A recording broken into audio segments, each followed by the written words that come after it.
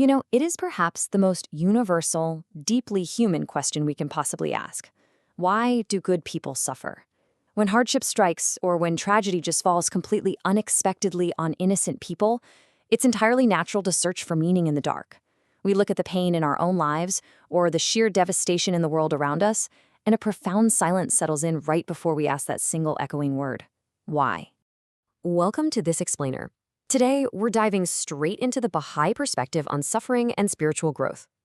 The reason this topic is so absolutely crucial is because of the intense cognitive dissonance we all experience when bad things happen to good people. Our brains literally crave fairness, and when reality doesn't reflect that fairness, well, we can easily spiral into despair or cynicism. But the source material we are looking at today offers a really profound reframing.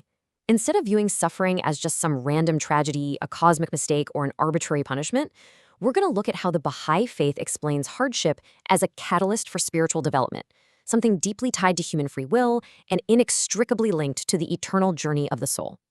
But to start this journey, we have to address our most basic, ingrained assumptions. Section 1. Dismantling the punishment myth. So we often carry around this really heavy assumption, mostly shaped by centuries of cultural and religious baggage, equating a storm of suffering with God's displeasure, or even direct punishment. It's an easy, almost mathematical equation our minds just want to make, right? Like, if you're experiencing pain, you must have done something to deserve it. But the Bahá'í writings fundamentally reject that idea as a blanket rule. Instead, consider this. Hardship often naturally accompanies a life devoted to truth and service. Suffering is not necessarily an indicator of moral failure or divine abandonment at all. In fact, if you're standing up for what is right in an imperfect world, it almost guarantees that you're going to face some serious resistance. To really prove this point, the source material points us toward the most spiritually elevated souls in human history, the prophets and messengers of God. Think about historical figures like Jesus, Moses, Muhammad, the Bab, and Baha'u'llah. They experienced incredibly profound, often unimaginable suffering.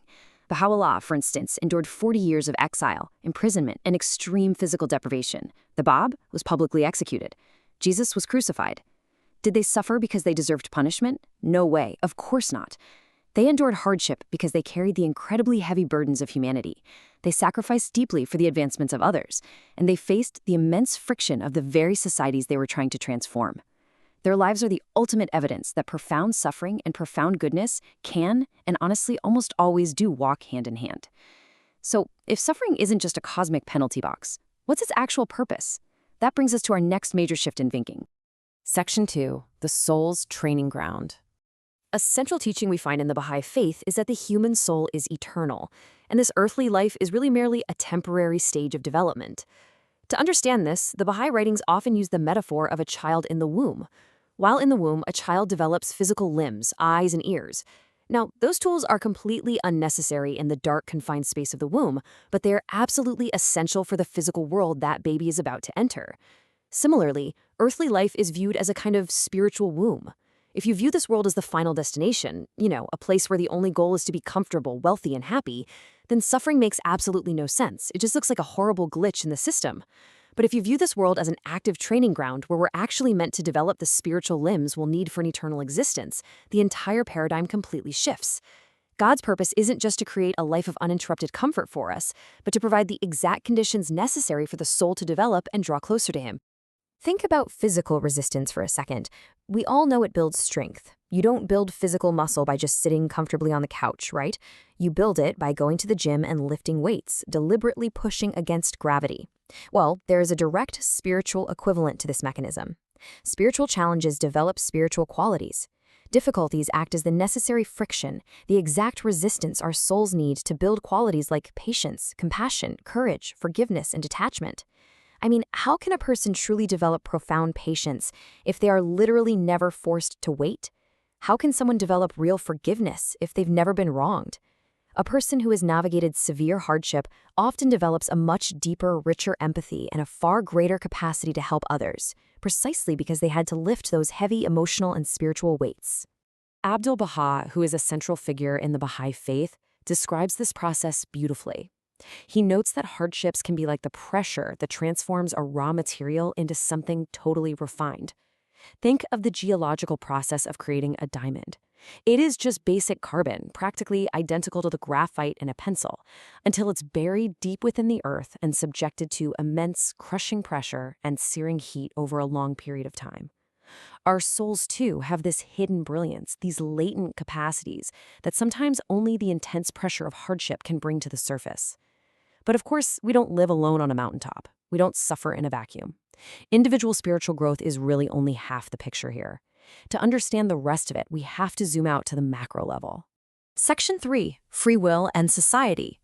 The Bahá'í teachings strongly emphasize human interconnectedness. We are not isolated, completely independent individuals just floating around. We're actually likened to cells in the single body of humanity. If there's a sickness in the foot, the whole body runs a fever. Because of human free will, the actions of individuals and societies intimately affect everyone else. When we look at conditions out in the world like injustice, prejudice, conflict, greed, and systemic ignorance, we are looking at choices. When humanity chooses greed, it leads to the hoarding of resources, which inevitably leads to crippling poverty and starvation for innocent people halfway across the globe. These negative choices create massive, totally uncontrollable ripple effects of pain. They generate suffering that impacts the perpetrators, yes, but critically, it sweeps up people who are entirely innocent. So the crucial takeaway here is that we live within a highly shared, highly interdependent world. God granted human beings the profound gift and the incredibly heavy responsibility of free will.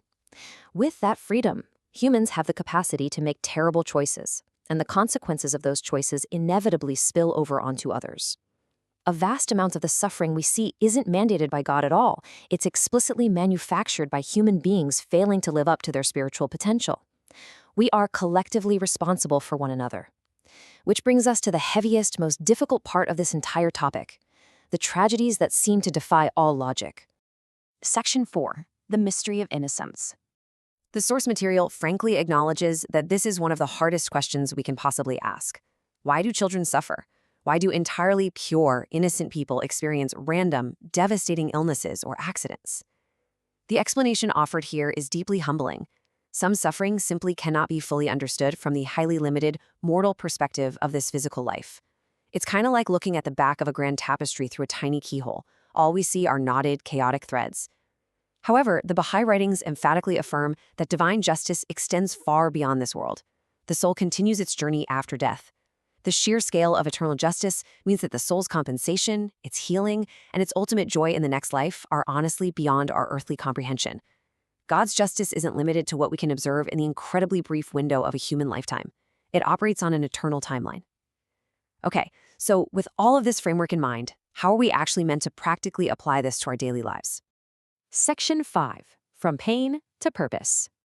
The Baha'i teachings suggest a really powerful pivot in our internal dialogue during tough times. It starts by moving away from the natural but often despairing question, why is this happening to me? Now, that's a totally normal human reaction, but staying there can trap us in a cycle of victimhood and paralysis. Next, we reframe the pain by asking an empowering question. What qualities can this experience develop in me? This takes back control. We shift toward active growth. And finally, the ultimate transformation occurs when we look outward and ask, how can I turn this pain into compassion and use my life to relieve the suffering of others? This psychological evolution is the absolute core of humanity's true progress. It's the alchemy of turning personal grief into a profound drive for service, unity, and the betterment of the world. When we synthesize all of these sources, a very clear, powerful truth emerges. Good people suffer not because God has abandoned them, but because suffering is part of a world where souls develop, human beings have free will, society is imperfect, and spiritual growth often emerges through difficulty. This perspective weaves together the eternal purpose of the soul, the stark reality of human choices, and the transformative, undeniable power of endurance. Which honestly leaves us with a totally different question than the one we started with. The deeper question becomes not only why do good people suffer, but also, as you look at the challenges in your own life and the world around you, how can suffering become a pathway toward greater love, wisdom, and service? Thank you so much for joining me for this explainer. Keep reflecting on that, and I'll see you next time.